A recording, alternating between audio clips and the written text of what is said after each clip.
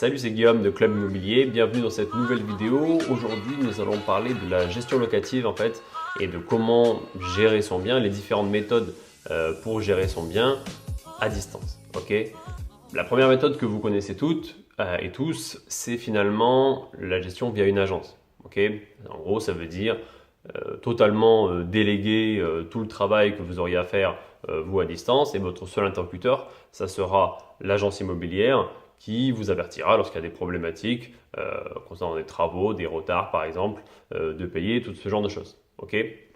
Donc c'est eux qui s'occupent de l'encaissement des loyers, qui s'occupent de faire les quittances, qui s'occupent d'appeler un artisan s'il y a une problématique.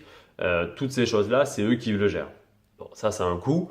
C'est un coût qui est variable en fonction des régions, je dirais même plutôt des typologies de villes. C'est-à-dire que forcément, plus la ville sera grande, plus vous aurez de concurrence entre les agences et plus les prix finalement de la gestion pourront être faibles et négociables.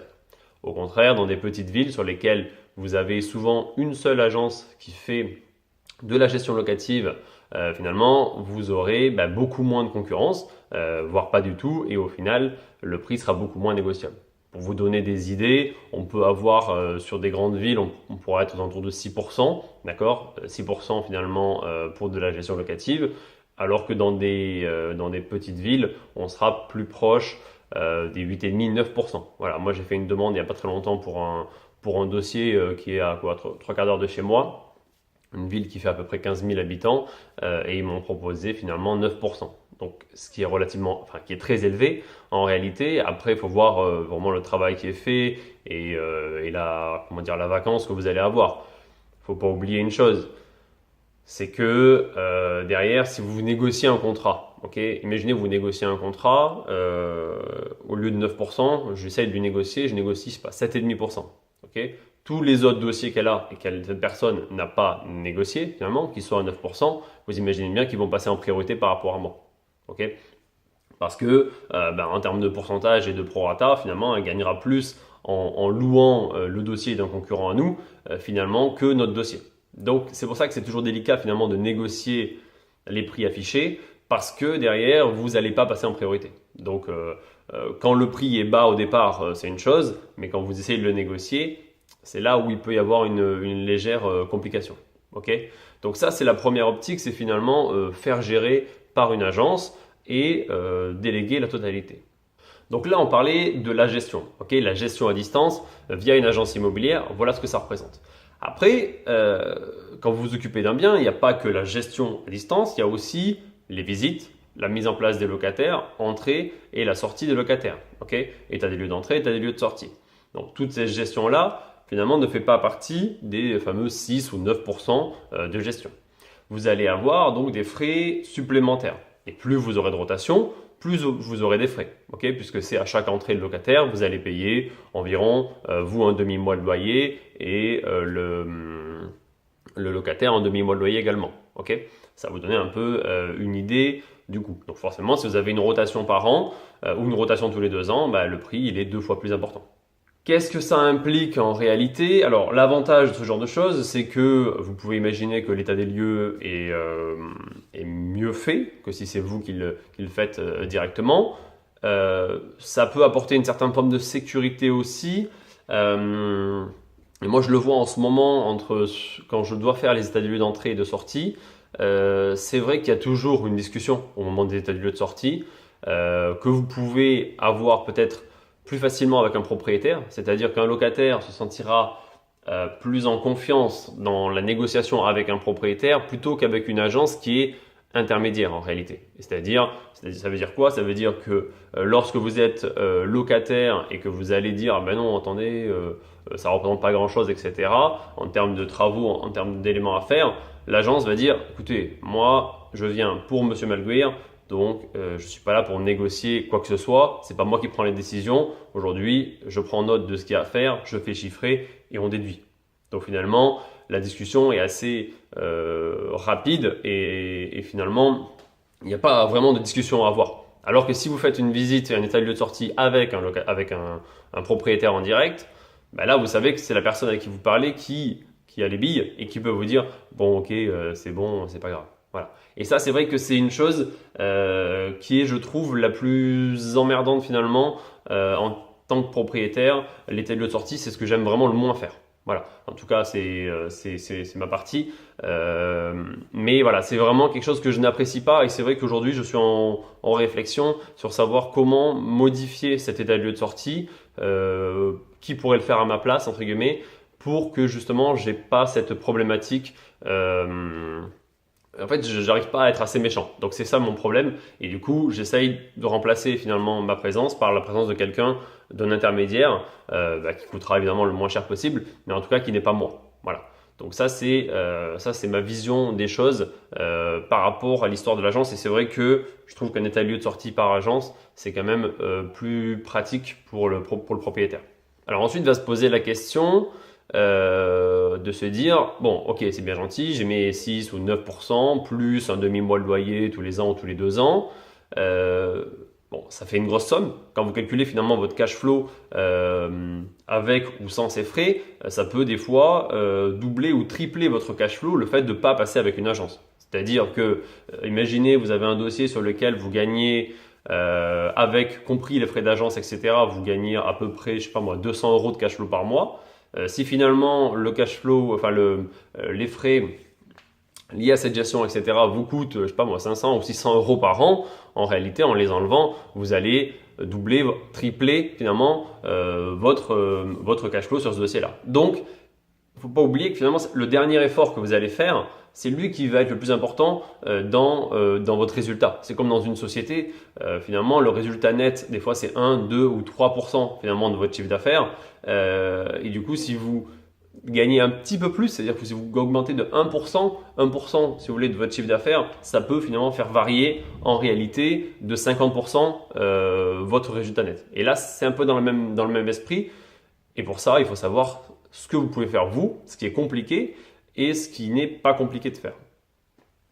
Donc, l'alternative finalement à la gestion par une agence, c'est de le faire soi-même. D'accord ? Il y a deux choses, je vous rappelle, la gestion et l'entrée-sortie mise en place de locataire. C'est vraiment deux choses que je sépare réellement parce que pour moi, ce n'est pas du tout le même boulot. On va parler d'abord de la gestion. Moi, je considère aujourd'hui qu'un projet, quelle que soit finalement la taille du projet, si votre logement il est plutôt en bon état, que vous l'avez fait rénover avant de le mettre en location, il y a peu de raisons finalement de dire je ne fais pas la gestion moi-même. Parce que la gestion locative, finalement, qu'est-ce que c'est ? C'est un locataire qui vous appelle parce que il y a justement une fuite d'eau, etc. Mais de toute manière, dans mon cas, en tout cas, c'est pas moi qui vais me déplacer. Donc, ce que je fais simplement, je prends mon téléphone, j'appelle un artisan local. Après, l'objectif, c'est d'avoir des artisans pour chaque corps d'état ou alors d'avoir un artisan qui touche à tout et que vous puissiez appeler et qui soit réactif derrière.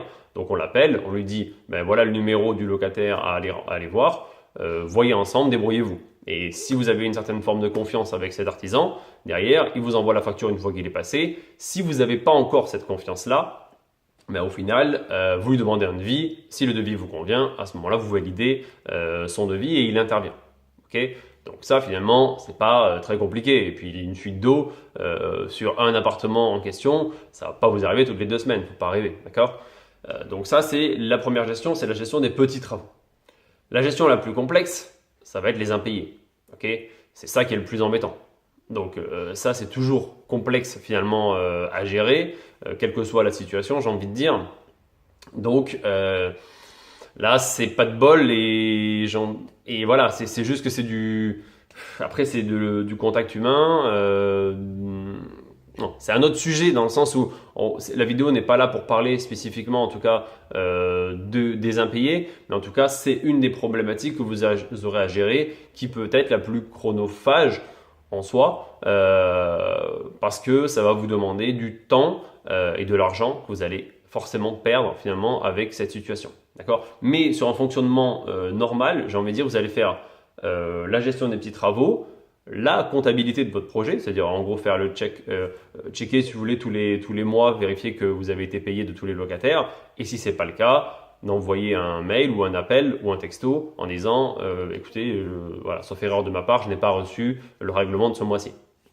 Donc en règle générale, finalement, ça s'arrête à ça. Ok, donc ça veut dire, allez, au pire, un appel par mois pour chaque locataire, si vraiment, si vraiment vous avez des mauvais locataires.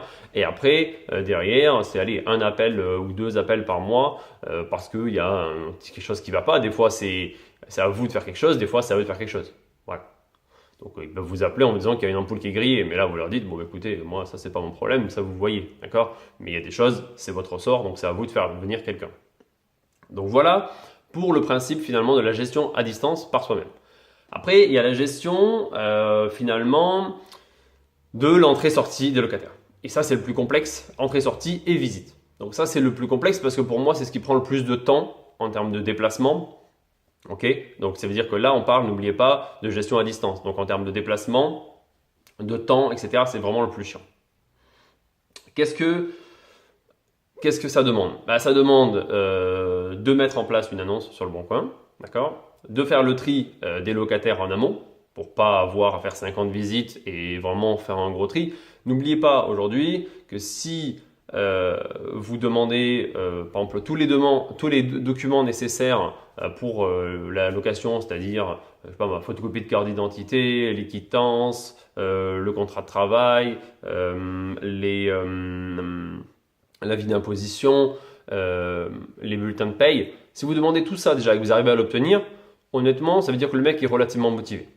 Donc déjà, c'est un premier tri qui est relativement important dans le sens où si vous n'avez pas ces documents-là, déjà vous avez fait un bon tri. Et si vous avez ces documents-là, c'est qu'il y a vraiment une motivation quand même de la part du locataire et ça vaut le coup d'éventuellement de se déplacer.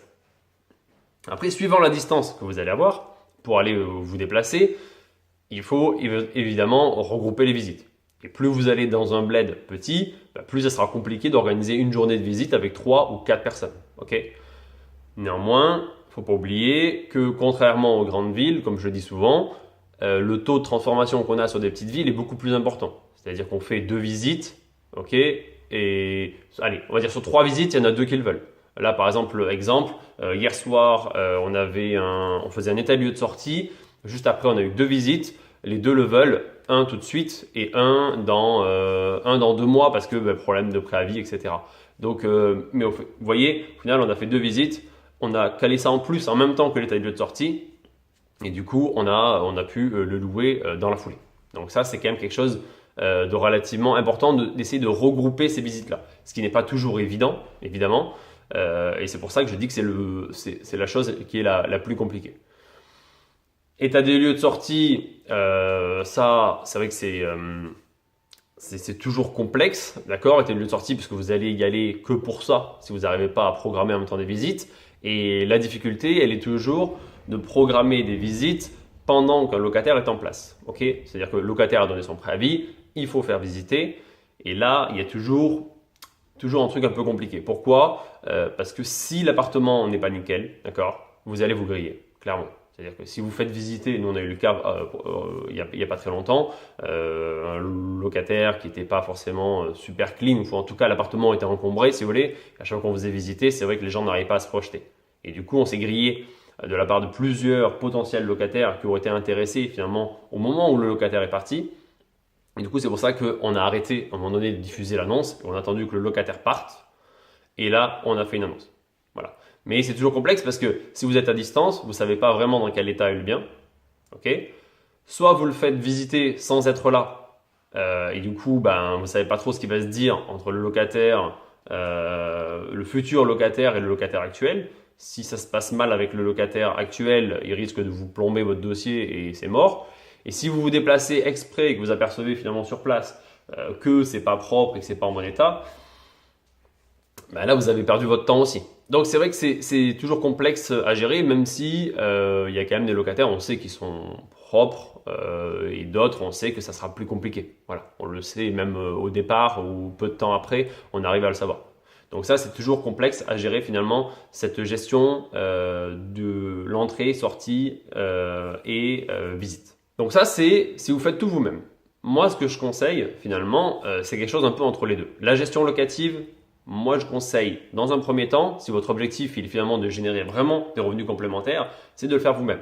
Si vous ne le faites pas vous-même, vous choisissez la facilité en disant Vous ne pouvez pas dire pour moi, je veux vivre de mes revenus locatifs, je veux devenir rentier et derrière, par contre, je veux être tranquille et je veux m'occuper de rien. Ça, c'est pas possible. Pour moi, c'est pas possible. C'est soit vous dites, je veux faire un placement patrimonial, je veux augmenter un petit peu mes revenus et éventuellement gagner plus d'argent lors de la retraite ou lorsque j'aurai fini de payer, en tout cas mon bien. Ça, c'est une chose. Mais vous ne pouvez pas dire, je mets en gestion, je prends toutes les garanties possibles et en plus, finalement, je veux en vivre dans 2 ans. C'est pas compatible. Pour moi, c'est pas compatible et c'est quasiment impossible. D'accord? Donc en tout cas, c'est mon idée sur ce sujet-là. Voilà. Donc ma méthode, elle est quoi? Elle est de dire la gestion locative, vous la faites vous-même, vous vous démerdez, ça vous prend du temps, mais vous pouvez rester chez vous pour le faire. D'accord? Ça vous dérange pendant que vous êtes en famille, c'est une chose, mais vous êtes quand même chez vous. Donc ça, c'est important. Par contre, se déplacer, c'est vrai que c'est très complexe. Moi, je le faisais encore il n'y a pas très longtemps pour un immeuble qu'on a aux alentours de 1h30, 2 heures d'ici. C'est vrai que ça prend du temps.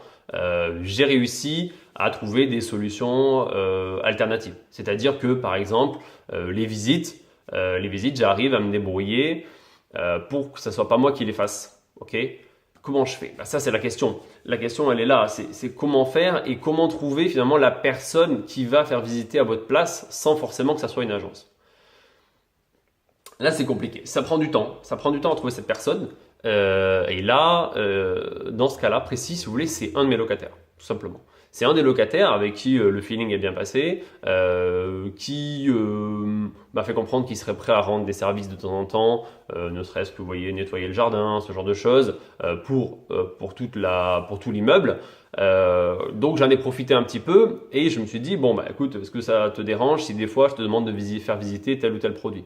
Voilà. Donc finalement, il y a une relation de confiance qui s'est créée. Et derrière, moi, ça m'évite de faire plein de choses. Et petit à petit, cette personne devient, non officiellement, le gardien un peu de l'immeuble.